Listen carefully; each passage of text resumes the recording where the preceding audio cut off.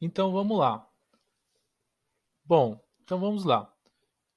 A primeira coisa que a gente vai estudar para aprender a análise gráfica é sobre o gráfico de candlesticks. Mas o que é um gráfico? Um gráfico é uma tentativa de expressar visualmente dados ou valores numéricos de maneira diferente, assim facilitando a compreensão. Então existem vários tipos de gráfico, como o gráfico de pizza, o gráfico de barras, o gráfico de linhas e o gráfico de candlestick. O gráfico de linhas, como que é? Que é o que a maioria das pessoas conhece, né? A gente pode ter um tempo e o preço. Então, dentro desse tempo, o preço ele vai se movendo.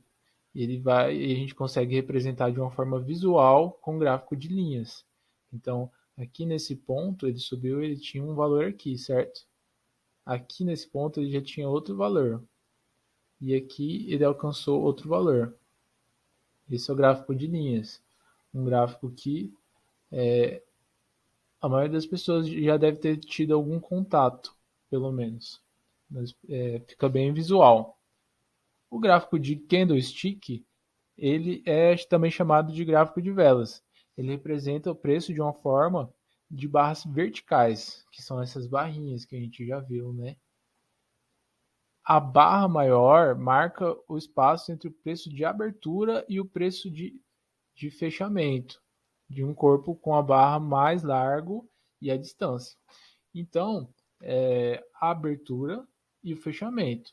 Se a abertura for o fechamento for maior que a abertura, então ele fica um gráfico verde, porque tem bastante os compradores empurraram o preço para cima. Então, se a gente passar aqui, vamos supor um gráfico aqui, certo?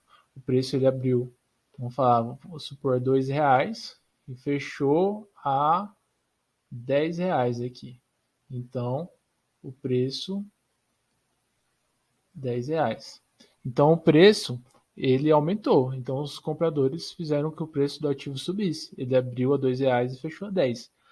Já nesse outro lado aqui, no candle vermelho, qual que é a diferença? Ele abriu a R$ 10 e fechou a R$ 2. Então, ele desvalorizou. Por isso, os vendedores estão no comando, certo? O traço fino representa a máxima e a mínima. Esse tracinho fino aqui, ó, ele também pode ser chamado de pavio. O pavio ele representa a máxima ou mínima. Então vamos falar que aqui chegou, por exemplo, até R$ 15, mas ele fechou a 10. Então o que conta é o valor do fechamento, certo? Aqui ele abriu a 10, ele foi até 15, mas fechou a 2.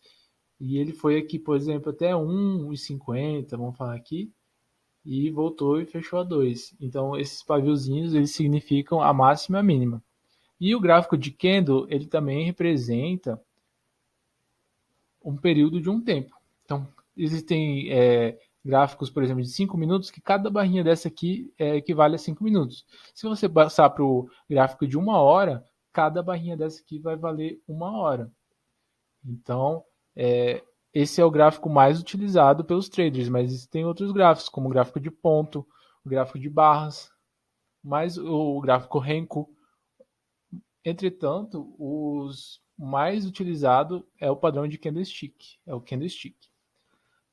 Agora a gente vai aprender também um pouco sobre padrões de candlestick. O que são padrões? Padrões são coisas que se repetem, certo?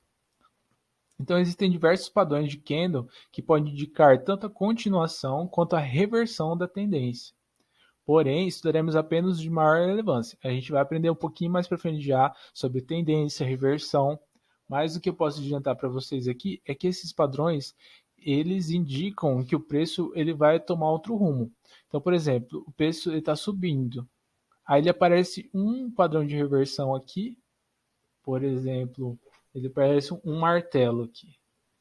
O que ele diz para nós? Que os compradores eles perderam a força. Então, a probabilidade é que o preço comece a cair agora, porque ele fez um padrão de reversão e um padrão de continuação. Um padrão de continuação, o preço está subindo, então aqui ele faz um, um, um outro padrãozinho aqui, que ele indica para gente que o preço ele vai continuar subindo, entendeu?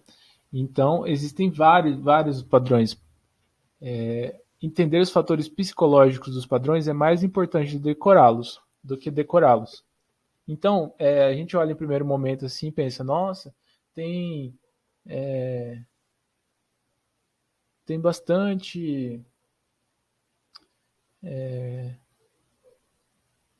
padrões para decorar. Será que eu tenho que decorar todos esses padrões? Aí você não precisa decorar todos os padrões. É mais fácil você entender o conceito por trás deles. Por exemplo, quando aparece uma estrela cadente no topo do movimento, ele significa que ele vai iniciar um movimento de reversão.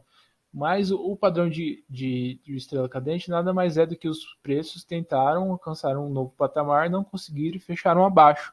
Então ele demonstra a fraqueza dos compradores.